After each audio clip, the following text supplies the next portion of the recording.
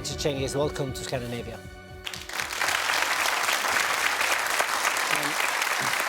I should say that this is the first time you talk about this in English in an interview. I'm very grateful for that. Okay. So We'll try. we'll try. Okay. Thank you for having me. By the way. Both you and Jamal were experts on the Middle East region. Yes. So you not only had a romantic relationship, you also had an intellectual relationship, right? Yes, of course. He was a really, really, really good voice for me to understand.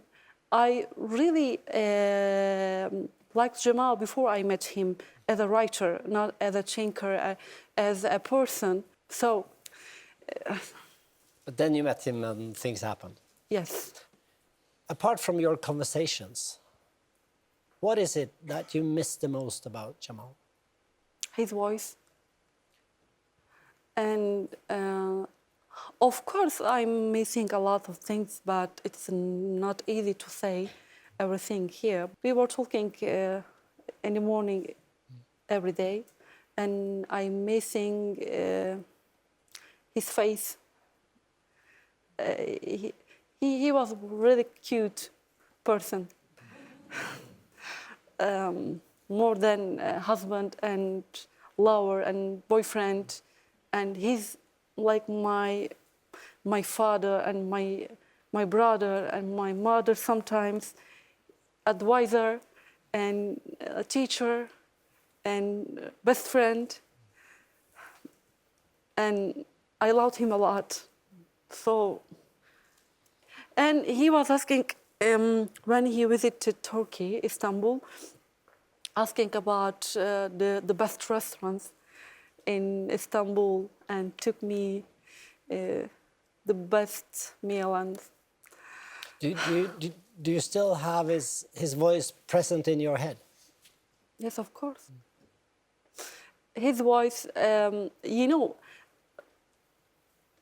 yes, everyone knows now they kill Jamal, but I think Jamal's voice in everywhere, like now.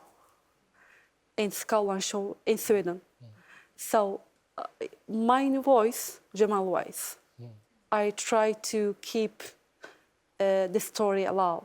It's kind of a horror story, but it's about real people and it really happened. I know it's hard for you to talk about. You were supposed to marry. Yes. But before that, he had to go to the consulate. To the Saudi consulate in Istanbul because he needed some documents to be able to marry you. He entered and he What did he didn't say come to you back. before he went in? He told me, see you soon. Wait me here, see you soon.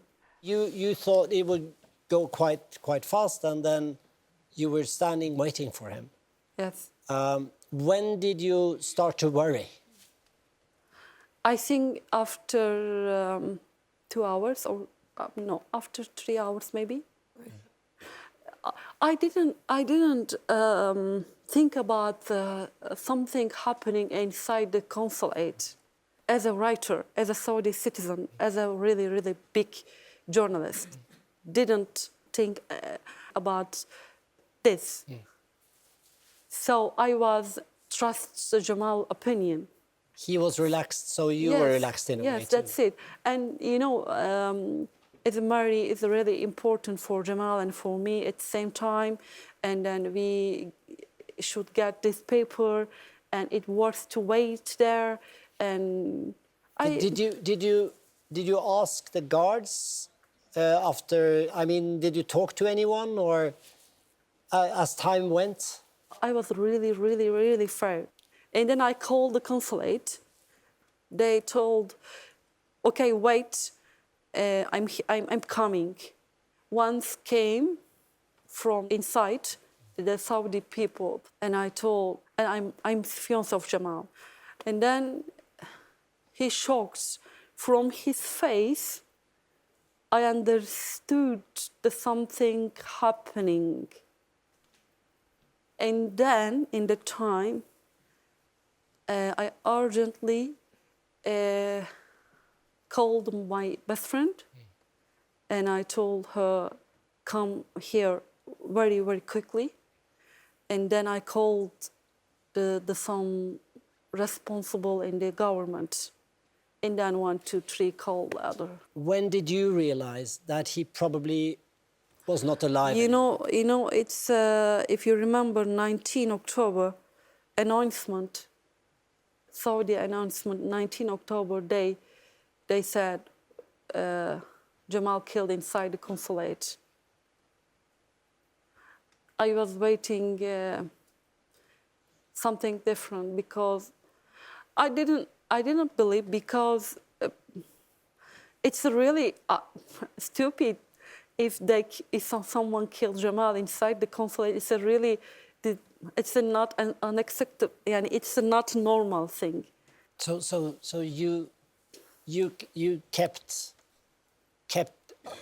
the hope and the faith that he was Yes. alive for days and weeks. Because you know, Jamal told me a lot of time, and my country is really, really beautiful and good, and you will change your opinion towards my country. As you know, I'm a researcher, and I have some idea about Saudi Arabia, but it's not all this good. And he was saying me, I will change your opinion, okay, with time, and you will become a very, very professional writer about my country because of me. I will mention about a lot of things, and then he was really optimistic. So I try to remember this point. So no, it's so huge. Someone killed Jamal inside the consulate. But 5 men has recently been sentenced to death Yes. for this crime in Saudi Arabia. What are your thoughts on that? You know, it's a really, really, it's a like joke for me. It's unacceptable, really, because we don't know any details about this investigation. They told us only 5 without names. And why they are 5? Because they came to Turkey more than 10 people. And we want real punishment, even the orders.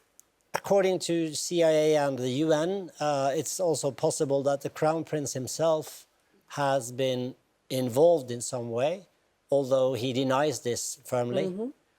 What do you think? As you know, a special reporter in the UN said there is very, very big,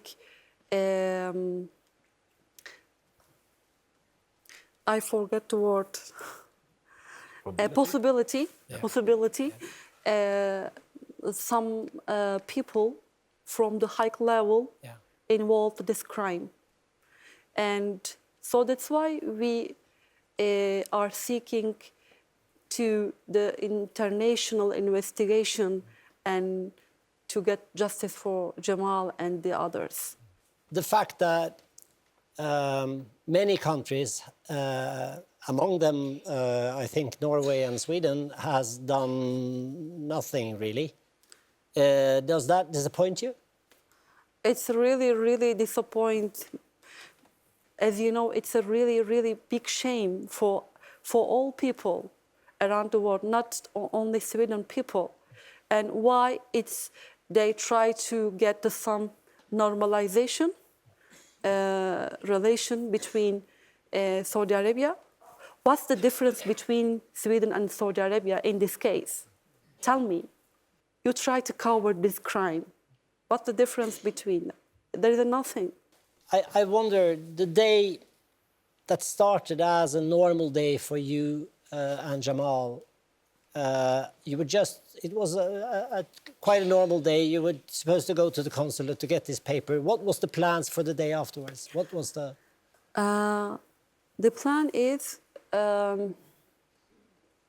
we already bought something for our flat, and even the refrigerator and some washing machine. I was waiting the stuff, and I called them and asked about if we came today and changed something, and to shopping to our house, and then dinner with our friends.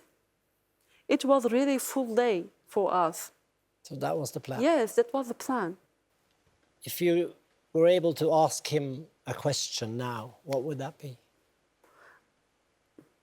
I blamed myself a lot.